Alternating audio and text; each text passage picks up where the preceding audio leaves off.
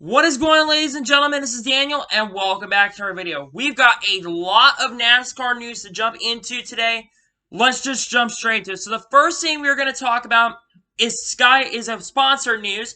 Skyview Partners will be sponsoring Tommy Joe Martins at Darlington International Speedway. So at least the smaller teams are still getting sponsors. That's some good news right there. Great to see that. Great to see that Tommy Joe Martins at least has a sponsor. Tommy Joe Martins, I think, will do really well at Darlington. And I like the car. I think it looks really, really good, and hopefully he gets a good finish. On to the next story.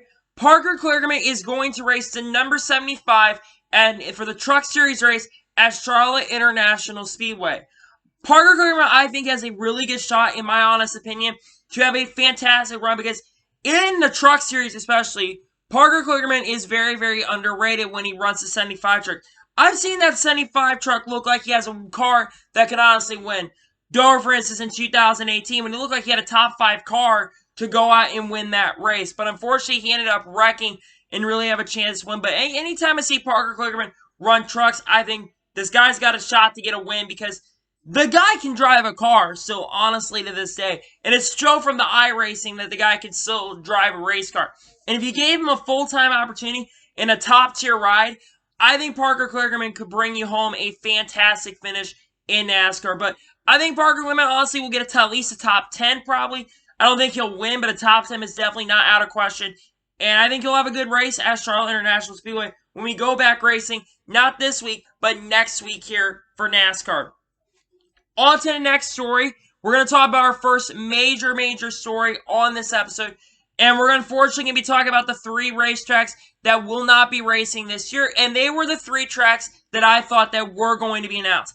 Chicagoland, Richmond, and Sonoma will not be holding races in 2020. Chicagoland's race has been realigned and it's with their Xfinity Series and their Cup races at Darlington on May 17th and May 19th. Richmond's has been realigned with the May 20th Darlington date, and Sonoma's has been realigned with the Charlotte Cup date on Wednesday on May 27th. Here is NASCAR's statement on this. Due to the current pandemic, NASCAR has faced several difficult decisions, including realigning race dates from several racetracks. These decisions were made through collaborations with local and state government officials from across the country, including the areas affected from the affected racetracks. We thank all 4 of our fans for their support, and we look forward to the return of racing. So as you heard there, NASCAR basically states that they're not going to be returning to those racetracks for 2020. And like I've said in the past, I was not surprised that these were the 3 tracks that were going to get re-signed. Now, granted, I thought Richmond might have been able to get their second day because they've been talking about reopening Virginia and reopening certain parts of Virginia by May 15th. But like I just mentioned, Richmond not getting the race, not surprised there due to Governor Ralph Northam's stay-at-home orders. Sonoma, I knew Sonoma for sure was going to end up getting canceled in general because Sonoma, they're from California, and Governor Newsom doesn't really want to do much in California right now. He doesn't really want to open much stuff up, which is a great shame because I think Sonoma could have put on a pretty good show, especially with the road course package being improved for this year. It is a shame that Sonoma is not going to happen this year, but it is what it is. And Chicagoland, because of J.B. Pritzker and them not really reopening a bunch of stuff up there, I saw Chicagoland getting canceled.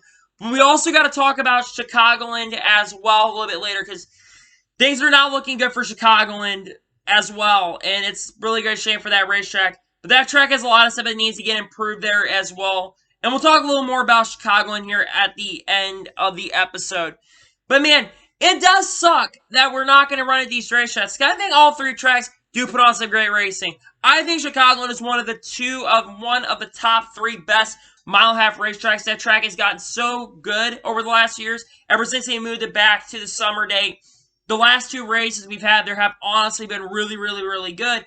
And the racing has improved and the quality has been improved. Richmond, I think, has been a pretty good short track.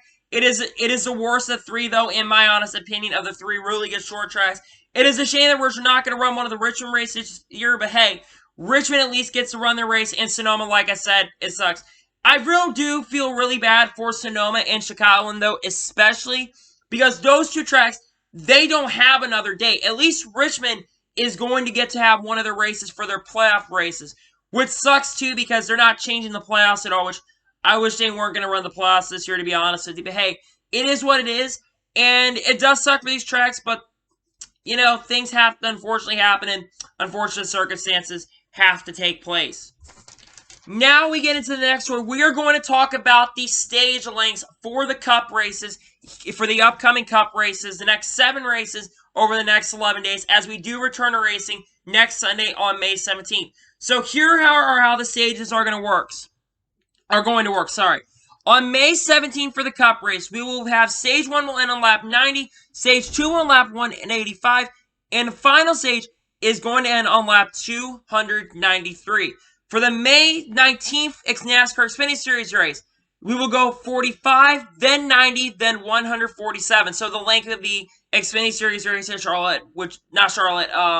Darlington normally is. And then the May 20th Cup race, it will be 60, 125, and 228 for the Charlotte race, which is kind of short for the Charlotte race, but it really is what it is. Then we get up to for the Darlington race. I'm saying Charlotte for whatever reason. Now we go to the Charlotte weekend. So on May 24th for the Coke 600, it's going to be the normal Coke 600s, 100, 200, 300, and 400. For the Xfinity Series race the next day, which I just realized they're running that on Memorial Day, which is kind of shocking to be honest with you. But hey, we get some racing. It's going to be National Healing. May 25th NASCAR Xfinity Series race, they will go 40, 90, and 200. Kind of what I expected for the Xfinity Series race. Then for the May 26th dates, for the Gain Outdoors Truck Series, they will run 30, 60, and then 134, kind of like their normal truck race at Charlotte. And then for the final Cup race on that Wednesday, for that Wednesday night, they will go 55, 115, and 208 laps. Not much longer than the Xfinity Series race, to be quite honest with you, but I'm really excited for these races. And let me just say this for the record, I'm excited to go back to racing because, man, I've been waiting for NASCAR to come back, and I think these are pretty good stage lengths now. You're not going to see, like, fuel mileage. Well, maybe for the Xfinity Series race, you might see some fuel mileage for that Charlotte Xfinity Series race, but I'm not expecting there to be much fuel mileage coming into play. I think maybe for the Coke 600, you might see that at the end of the race, and we might see some chaos like last year's Coke 600, because if you remember the Coca-Cola 600 from last year, that was insane to race. The best Coke 600 since 2011. I'm just excited that we're going back to racing next week. I've enjoyed the Pro Invitational Series from past weeks, but man, to see that we're going back to real racing in 7 of the next 11 days when we do go back to racing, we're gonna have racing. It's like, man, this channel, there's gonna be a lot of things to talk about, and I'm just excited that we are going back to racing. Now we get into the next story. We're gonna talk about another sponsor news.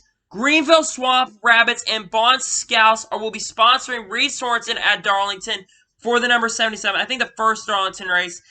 I like this game. It looks really, really cool. I think it shows flashes of brilliance, but not flashes of brilliance. But hey, paint schemes getting sponsors, and that's really good stuff there.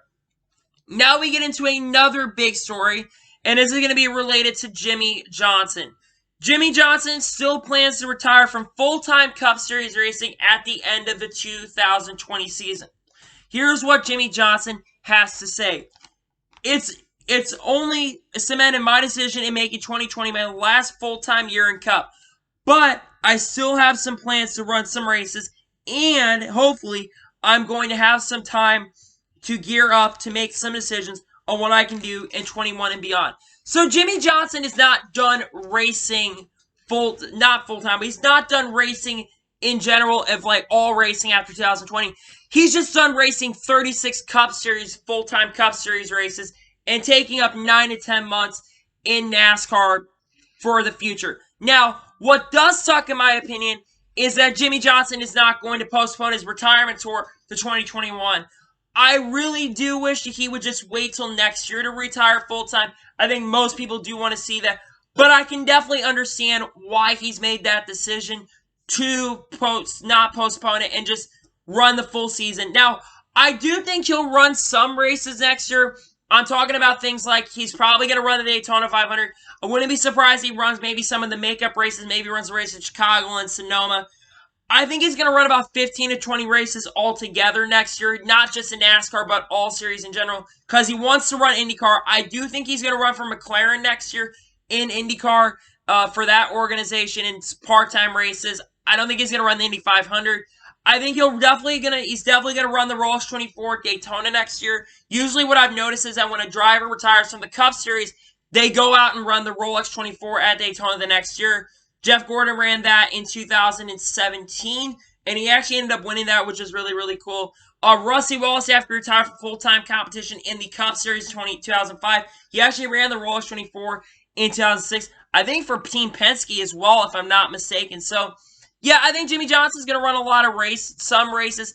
And like I said, he's not done full-time Cups, not done racing in general. He's just done racing full-time, which sucks, but I respect his decision, and I'm glad that Jimmie Johnson is going to go out on a bang. Hopefully this year he is able to score at least a couple wins before the end of the 2020 year, because it'd be really cool to see him get and score his final win in 2020. Now we get into another story, and this is kind of a sad story, and a story that's not been taught by a lot of people. Unfortunately, an ARCA team that was going to be starting their second full-time year, and they were getting ready to run some more races, KBR Development is going to be shutting down at the end of the not now.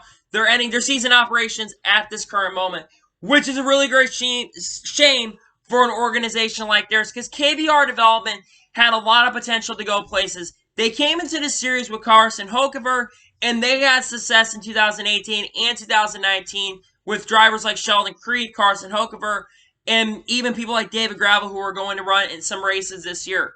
It is a really great shame, because that team had a lot of potential to maybe win championships in the ARCA series, but it is what it is, and I wish the owner, Mike Bursley, the best luck, because it does suck for them, but there's really nothing we can do about that. Now we get into the next story. We're going to be talking about Mike Joy was on Twitter, and someone asked a question, is Fox still planning on televising till their dates of Sonoma on June 14th, since Sonoma is not happening this year? And here's what Mike Joy says. Fox plans on doing the next 12 Cup Series races, plus the All-Star race. We don't yet know where or when those races will be. The situation is very liquid as states and counties relax and or tighten restrictions as the situation develops.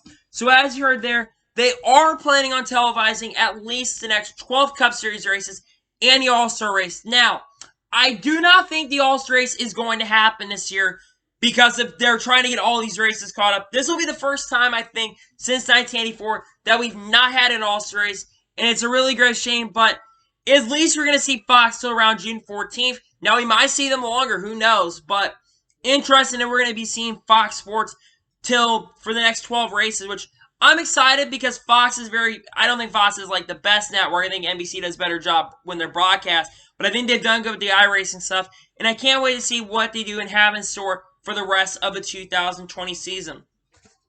And now we get into the final story, and we got to talk about Chicagoland Speedway a little bit more and talk about their future. According to Adam Stern, NASCAR canceling all events at Chicagoland for 2020 after gutting staff this past week may be an ominous sign for the future of the racetrack.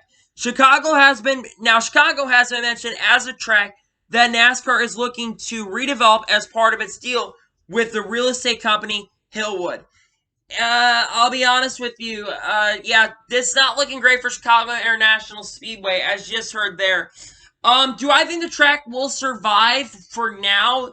Yes, but I think long-term that track does not have a great future. The track needs a lot of redevelop. Now, as you heard there, they want to redevelop it with that company, Hillwood. But that track I don't think has a complete future ahead of itself. Do I think it will survive for the next couple years?